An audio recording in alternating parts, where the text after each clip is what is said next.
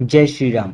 हमारे जीवन में हम कितना धन कमा सकते हैं, हमारा आर्थिक स्तर कैसा होगा, सामान्य मध्यम वर्गीय या उच्च स्तर, क्या हमारी इच्छाओं की पूर्ति होगी, इन सभी प्रश्नों के उत्तर हम जन्म कुंडली के माध्यम से दे सकते हैं। महर्षि पराशर जी ने लाभ का, आय का विचार करने के लिए कुंडली में 11वां भाव बनाया। अब इस 11वें भाव के अध्ययन से हम यह बता सकते हैं कि कोई व्यक्ति अपने जीवन काल में कितना धन अर्जित कर सकता है। मैं बार बार आपसे यही कहता हूं कि जन्म कुंडली में योग होने से कुछ नहीं होता। हमें उन योगों को फलित करने के लिए कर्म अवश्य करना ही पड़ेगा, क्योंकि ज्योतिष कभी भी व्यक्ति को भाग्यवादी नहीं बनाता है। ज्योतिष भी हमारे पूर्व जन्म में किए हुए कर्मों का ही प्रतिफल है। उसी के आधार पर हमें यह जन्म मिला है। अब हमारे ऊपर है कि हम किस तरह से इस जीवन में रिएक्ट करते हैं, हमारे पुरुषार्थ से लड़ते हैं या भाग्य के भरोसे होकर के सिर्फ अपना जीवन जीते हैं। आज इस वीडियो में मैं आपको कुछ ऐसे सूत्र बताऊंगा जो बहुत ही खास हैं। यदि आपकी जन्म कुंडली में इस प्रकार के योग बनते हैं तो निश्चित मानिए कि आप धनवान हो पाए, और कहीं ना कहीं यह योग आपको प्रेरित करेंगे धनार्जन के लिए, या कहें ऑटोमेटिकली इस प्रकार की परिस्थितियां बनती जाएंगी कि आपके पास अच्छे स्तर का धन हो पाएगा। तो चलिए शुरू करते हैं अपने इस वीडियो को। यदि आप अपनी जन्म कुंडली से संबंधित या ज्योतिष से संबंधित कुछ भी प्रश्न पूछना चाहते हैं तो स्क्रीन पर दिए हुए व्हाट्सएप नंबर पर संपर्क कर सकते हैं। अब आते हैं हम जन्म कुंडली पर। जो जन्म कुंडली का यह 11वां भाव है, यह हमारे लिए महत्वपूर्ण है।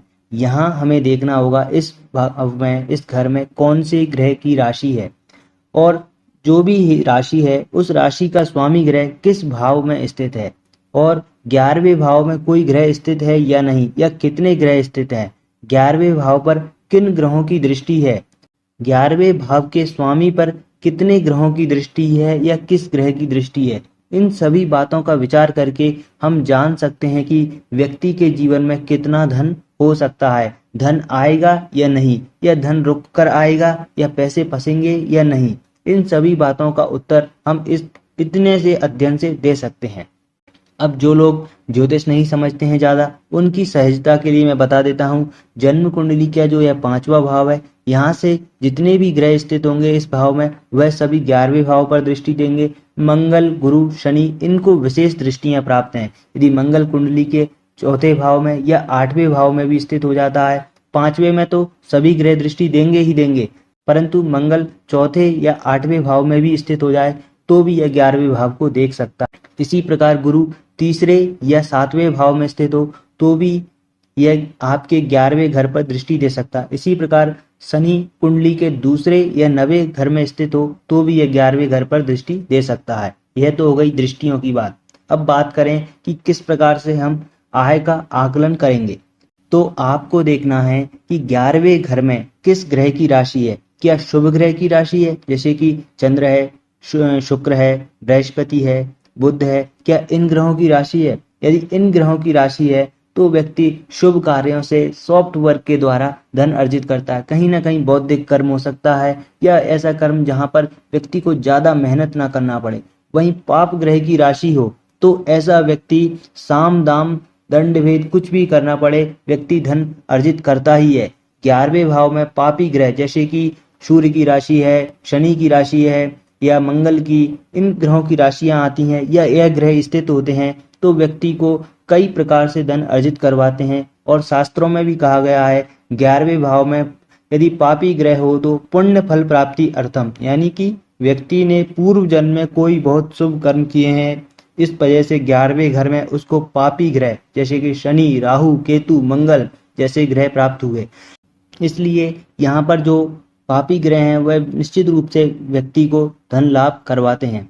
यहाँ पर वैसे तो कुंडली के सभी ग्रह 11वां भाव एक ऐसा भाव है जहाँ पर सभी ग्रह लाभ देते हैं। यदि एक से अधिक ग्रह यहाँ स्थित हों, व्यक्ति निश्चित रूप से ऐश्वर्य भोगता है, भोग विलास, सुख सौंदर्य, जितनी भी सुख सुविधा की चीजें हैं वह व्यक्ति को निश्चित रूप से प्राप्त होती हैं, क्योंकि 11वें घर में सभी ग्रह आकर के बहुत ही शुभ फल देते हैं और यह धन प्रदायक बन जाते हैं, और निश्चित रूप से अपनी दशा अंतरदशा में व्यक्ति को धन लाभ करवाते ही हैं। अब बात करें अगले योग की। यदि कुंडली में 11वें भाव का स्वामी ग्रह वह आपकी कुंडली के केंद्र भाव में स्थित हो जाए या त्रिकोण में स्थित हो जाए तो व्यक्ति को धनवान बनाता है, बशर्ते यहाँ पर जो भी 11वें भाव का स्वामी गया है वह अच्छी राशियों में हो, यानी कि मित्र ग्रह की राशि में हो, सम राशि या स्वराशि या उच्च राशि का हो तो निश्चित रूप से व्यक्ति को धनवान कराता है। उदाहरण के लिए 11वें घर का स्वामी ग्रह यदि चौथे भाव में आ जाए तो व्यक्ति को प्रॉपर्टी और वाहन के द्वारा धन लाभ करवाता ही है।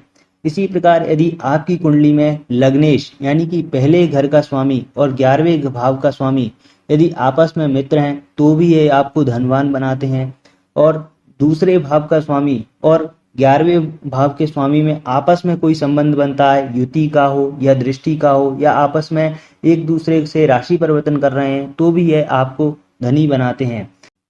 यदि कुंडली में दूसरे भाव और 11वें भाव के स्वामी ग्रह आपस में एक दूसरे से केंद्र में स्थित हों, जैसे कि दूसरे भाव का स्वामी ग्रह कुंडली में जहां कहीं भी स्थित है वहां से 4 भाव दूर, 7 भाव दूर या 10 भाव दूर यदि 11वें भाव का स्वामी ग्रह स्थित है या दूसरे भाव के स्वामी के साथ में युति करके स्थित है और इन दोनों में से एक पर या इन दोनों पर ही भाग्येश की दृष्टि आ जाए तो यह निश्चित रूप से बहुत ही लाभदायक होती है। अथवा लग्नेश की दृष्टि आ जाए तो व्यक्ति कई स्रोतों के माध्यम से धन अर्जित करता है, व्यक्ति के पास मल्टीपल सोर्सेस से इनकम होती है, यह देखने को मिलता है। यह अपने आप में एक प्रबल धन योग माना जाता है। इसी प्रकार 11वें भाव का स्वामी ग्रह नवम भाव में बैठ जाए, दसम भाव में बैठ जाए, नवमेश के साथ में युति कर ले, दसमेश के साथ में युति कर ले, किसी प्रकार का संबंध नवम या दसम भाव से बना ले तो भी यह एक धन योग का निर्माण करता है। अब यदि आपकी जन्म कुंडली में 11वें भाव में पाप कर्तरी योग बन जाए तो यह आपकी इनकम को रोकेगा। कहीं ना कहीं इनकम में अप्स डाउन देखने को मिलेंगे। आप सोच रहे होंगे किसी डील से आपको पैसा आने वाला है तो एंड टाइम पर आकर के पैसा रुक जाए। यह कब होता है? जब 11वें घर में पाप कर्तरी बने। पाप कर्तरी तब बनता है जब 11वें घर के एक भाव आगे और एक भाव पीछे कोई भी पापी ग्रह स्थित हो जाए, जैसे कि सूर्य, मंगल, शनि, राहु, केतु, यदि यह स्थित होते हैं तो यहाँ पर यह पाप कर्तरी योग बना देंगे और आपकी इनकम को रोकने का कार्य करेंगे। और यदि जन्म कुंडली के 11वें घर में वैसे तो सभी ग्रह अच्छा फल देते हैं, परंतु चंद्रमा यदि 11वें घर में आ जाए तो यह इनकम में अप एंड डाउन देते हैं, यानी कि एक स्टेबल इनकम नहीं रहती है। कहीं ना कहीं व्यक्ति की इनकम में अप डाउन बने रहते हैं। यह परिस्थिति कई कुंडलियों में मैंने बनती हुई देखी है। तो इन सब चीजों को कम करने के लिए आपको इन सब परिस्थितियों को कम करने के लिए आप ज्योतिषीय उपाय के रूप में श्री सूक्त का पाठ कर सकते हैं। श्री सूक्त का पाठ करना निश्चित रूप से आपके लिए धनदायक होगा, धन लाभ प्रदायक होगा। जो नकारात्मक योग हैं उनकी मात्रा को कम करेगा। उम्मीद करता हूं मेरा यह वीडियो आपको अच्छा लगा होगा, कुछ नॉलेजेबल इन्फॉर्मेशन आपको मिली होगी। और आप यदि ज्योतिष से प्रेम करते हैं, प्यार करते हैं तो इस चैनल को सब्सक्राइब जरूर कर दें। Thank you.